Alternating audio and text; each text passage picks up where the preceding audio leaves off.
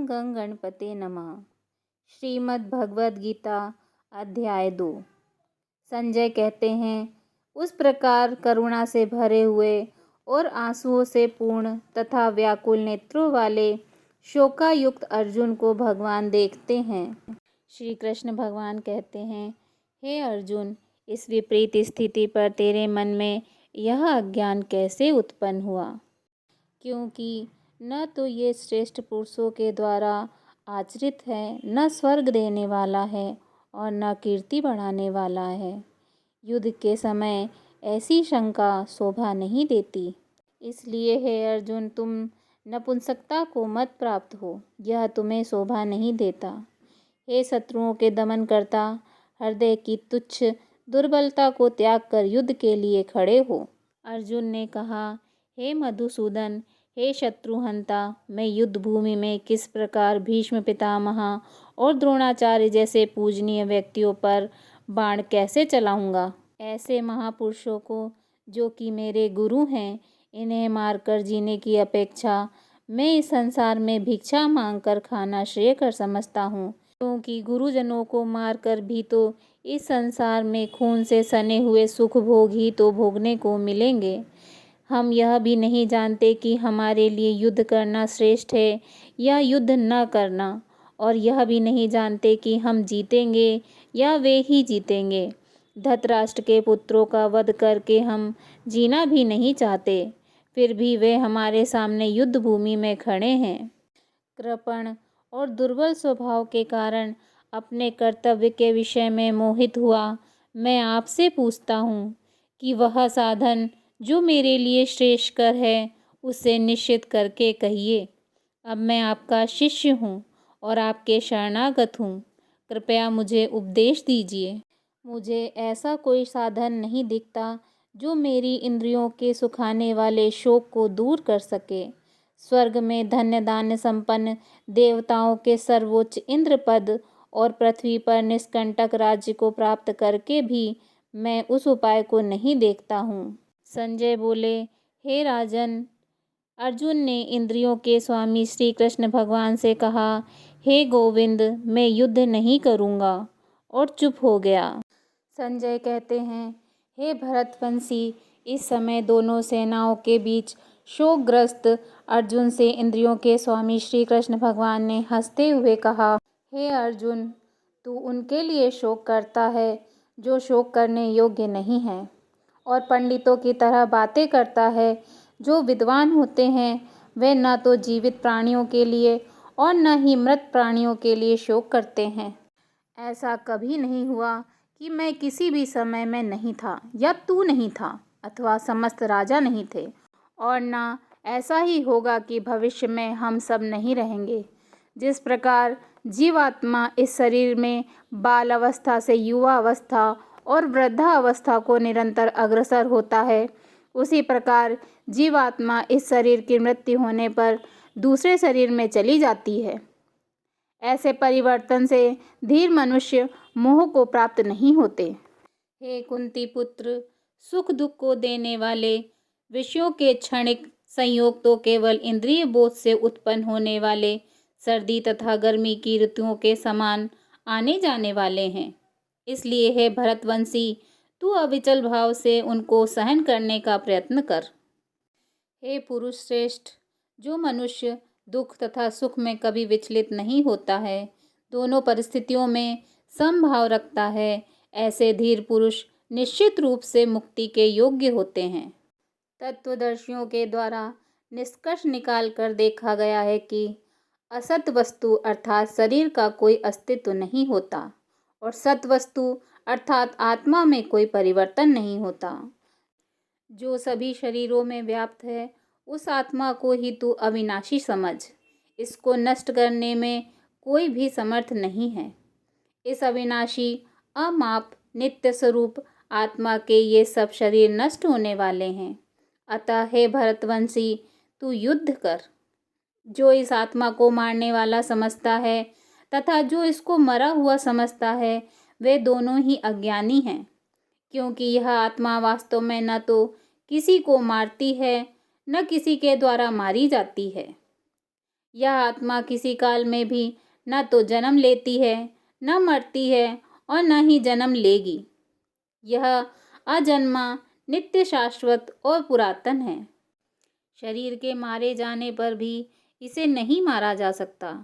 हे पार्थ पुत्र, जो मनुष्य इस आत्मा को अविनाशी, शाश्वत, अजन्मा तथा अव्यय जानता है, वह मनुष्य किसी को कैसे मार सकता है या किसी के द्वारा कैसे मारा जा सकता है। जिस प्रकार मनुष्य पुराने वस्त्रों को त्याग कर दूसरे नए वस्त्रों को धारण करता है, उसी प्रकार आत्मा पुराने तथा व्यर्थ के शरीर को त्याग कर नए शरीरों को धारण करती है। यह आत्मा न तो शस्त्र के द्वारा काटी जा सकती है, न ही आग के द्वारा जलाई जा सकती है, न जल द्वारा भिगोई जा सकती है और न ही वायु द्वारा सुखाई जा सकती है। यह आत्मा न तो तोड़ी जा सकती है, न ही इसे जलाया जा सकता है, न ही इसे घुलाया जा सकता है और न ही इसे सुखाया जा सकता है। यह आत्मा शाश्वत, सर्वव्यापी, अविकारी, स्थिर और सदैव एक सा रहने वाली है। यह आत्मा अदृश्य, अकल्पनीय और अपरिवर्तनीय है। इस आत्मा को भली भांति जानकर तू शोक मत कर। हे महाबाहु, यदि तू इस आत्मा को सदा जन्म लेने वाला तथा सदा मरने वाला मानता है, तो भी तू इस प्रकार शोक मत कर। जिसने जन्म लिया है उसकी मृत्यु निश्चित है और मृत्यु के पश्चात पुनर्जन्म निश्चित है। अतः इस बिना उपाय वाले विषय में तू शोक करने योग्य नहीं है। हे भरतवंशी, संपूर्ण प्राणी जन्म से पहले अप्रकट रहते हैं और मरने के बाद भी अदृश्य हो जाते हैं। केवल बीच में ही इन्हें देखा जा सकता है। अतः शोक करने की कोई आवश्यकता नहीं है। कोई इस आत्मा को आश्चर्य की तरह देखता है, कोई इसका आश्चर्य की तरह वर्णन करता है तथा कोई इसे आश्चर्य की तरह सुनता है और कोई तो इसके विषय में सुनकर भी कुछ नहीं समझ पाता। हे भरतवंशी, इस आत्मा का शरीर में कभी वध नहीं किया जा सकता, अतः तुझे किसी भी प्राणी के लिए शोक करने की आवश्यकता नहीं है। हे अर्जुन, क्षत्रिय होने के कारण अपने धर्म का विचार करके भी तू संकोच करने योग्य नहीं है, क्योंकि क्षत्रिय के लिए धर्म युद्ध करने के अलावा अन्य कोई श्रेष्ठ और कल्याणकारी कार्य नहीं है। हे पार्थ, वे क्षत्रिय भाग्यवान होते हैं जिन्हें ऐसे युद्ध के अवसर अपने आप प्राप्त होते हैं, जिससे उनके लिए स्वर्ग के द्वार खुल जाते हैं। किंतु यदि तू इस धर्म के लिए युद्ध नहीं करेगा तो अपनी कीर्ति को खोकर कर्तव्य कर्म की उपेक्षा करके पाप का भागी होगा।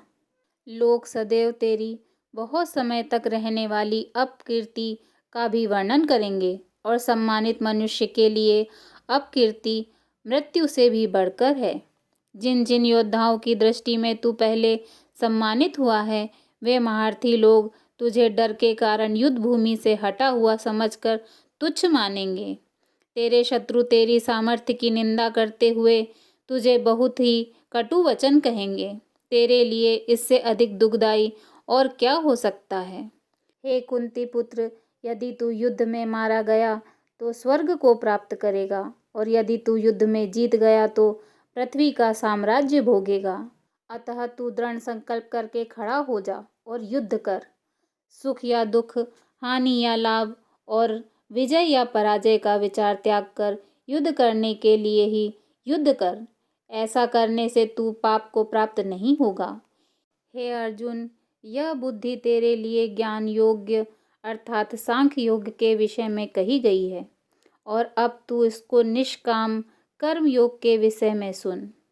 जिससे तू इस बुद्धि से कर्म करेगा तो तू कर्मों के बंधन से अपने को मुक्त कर सकेगा।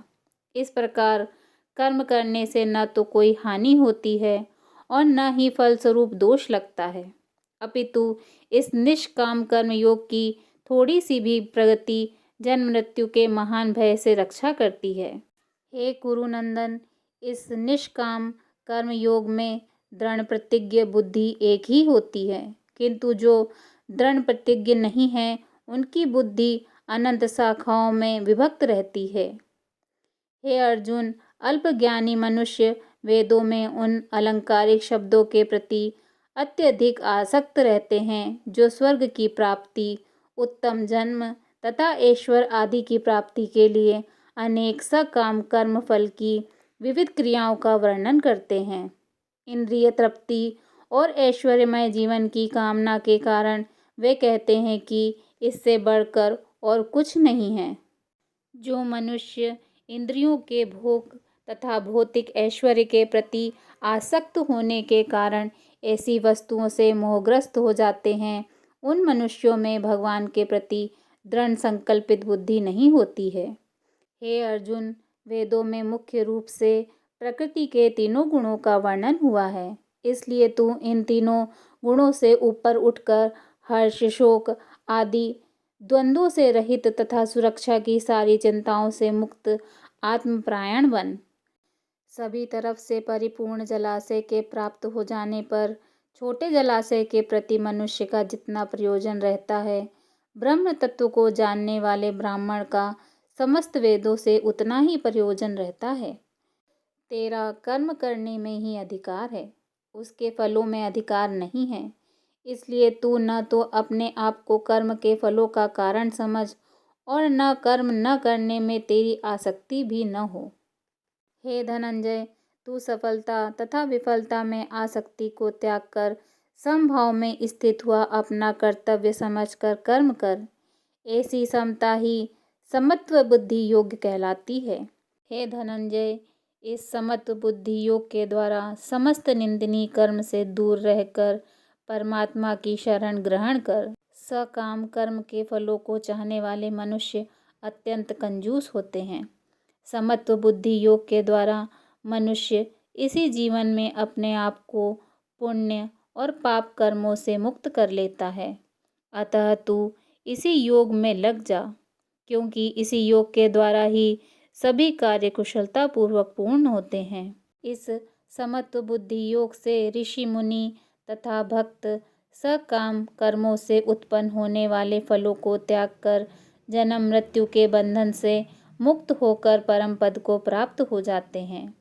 जिस समय तेरी बुद्धि मोह रूपी दलदल को भली भांति पार कर जाएगी, उस समय तू सुनने हुए और सुनने योग्य इस लोक और परलोक संबंधी सभी भोगों से वैराग्य को प्राप्त हो जाएगा। वैदिक ज्ञान के वचनों को सुनने से विचलित हुई तेरी बुद्धि जब एकनिष्ठ और स्थित हो जाएगी, तब तू आत्म साक्षात्कार उस दिव्य चेतना रूप परमात्मा को प्राप्त हो जाएगा। अर्जुन ने कहा, हे केशव, आध्यात्म में लीन स्थिर बुद्धि वाले मनुष्य का क्या लक्षण है? वह स्थिर बुद्धि मनुष्य कैसे बोलता है, किस तरह बैठता है और किस प्रकार चलता है?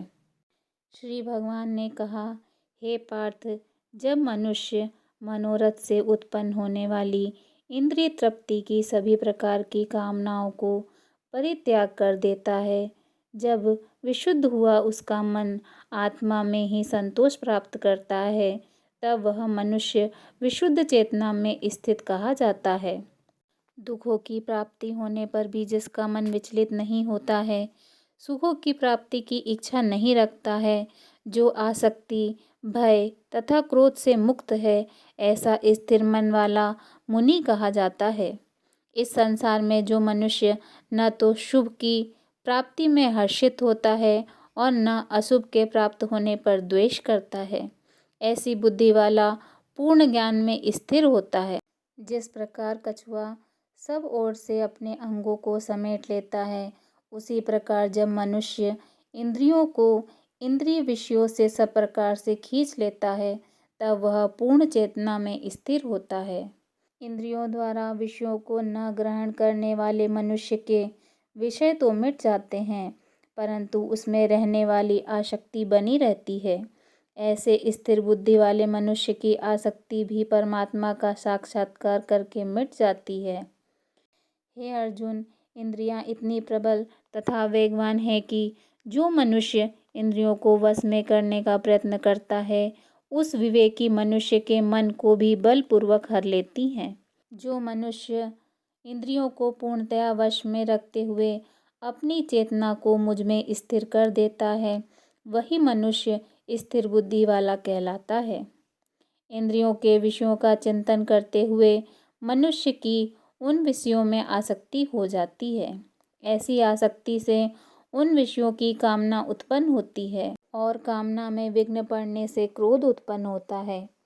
क्रोध से अत्यंत पूर्ण मोह उत्पन्न होता है। मोह से स्मरण शक्ति में भ्रम उत्पन्न होता है। स्मरण शक्ति में भ्रम हो जाने से बुद्धि नष्ट हो जाती है और बुद्धि के नष्ट हो जाने से मनुष्य का अधोपतन हो जाता है। किंतु सभी राग द्वेष से मुक्त रहने वाला मनुष्य अपनी इंद्रियों के संयम द्वारा मन को वश में करके भगवान की पूर्ण कृपा प्राप्त कर सकता है। इस प्रकार भगवान की कृपा प्राप्त होने से संपूर्ण दुखों का अंत हो जाता है। तब उस प्रसन्न चित्त वाले मनुष्य की बुद्धि शीघ्र ही एक परमात्मा में पूर्ण रूप से स्थिर हो जाती है। जिस मनुष्य की इंद्रियां वश में नहीं होती हैं, उस मनुष्य की न तो बुद्धि स्थिर होती है, न मन स्थिर होता है और न ही शांति प्राप्त होती है। उस शांति रहित मनुष्य को सुख किस प्रकार संभव है? जिस प्रकार पानी पर तैरने वाली नाव को वायु हर लेती है, उसी प्रकार विचरण करती हुई इंद्रियों में से किसी एक इंद्रिय पर मन निरंतर लगा रहता है। वह एक इंद्रिय ही उस मनुष्य की बुद्धि को हर लेती है। हे महाबाहु, जिसकी इंद्रियां अपने अपने विषयों से सभी प्रकार से विरक्त होकर उसके वश में रहती हैं, उसी मनुष्य की बुद्धि स्थिर रहती है। जो सभी प्राणियों के लिए रात्रि के समान है, वह बुद्धि योग में स्थित मनुष्य के लिए जागने का समय होता है, और जो समस्त प्राणियों के लिए जागने का समय होता है, वह स्थिर प्रज्ञ मुनि के लिए वह रात्रि के समान होता है। जिस प्रकार अनेकों नदियाँ सभी ओर से परिपूर्ण दृढ़ प्रतिष्ठ वाले समुद्र में समुद्र को विचलित किए बिना ही समा जाती हैं, उसी प्रकार सभी इच्छाएं स्थित प्रज्ञ मनुष्य में बिना विकार उत्पन्न किए समा जाती हैं। वही मनुष्य परम शांति को प्राप्त होता है, न कि इंद्रिय सुख चाहने वाला। जो मनुष्य समस्त भौतिक कामनाओं का परित्याग कर इच्छा रहित, ममता रहित और अहंकार रहित रहता है, वही परम शांति को प्राप्त कर सकता है। हे पार्थ, यह आध्यात्मिक जीवन अर्थात ब्रह्म की प्राप्ति का पथ है, जिसे प्राप्त करके मनुष्य कभी मोहित नहीं होता है। यदि कोई जीवन के अंतिम समय में भी इस पथ पर स्थित हो जाता है, तब भी वह भगवत प्राप्ति कर सकता है। ओम तत्सदिति। श्रीमद् भगवद गीता सुपनिषत्सु ब्रह्म विद्याया योगशास्त्रे श्री कृष्ण अर्जुन संवादे गीतासार योगो नाम द्वितीय अध्यायः। इस प्रकार उपनिषद ब्रह्म विद्या तथा योग शास्त्र रूप श्रीमद् भगवद गीता के श्री कृष्ण अर्जुन संवाद में गीतासार योग नाम का दूसरा अध्याय संपूर्ण हुआ।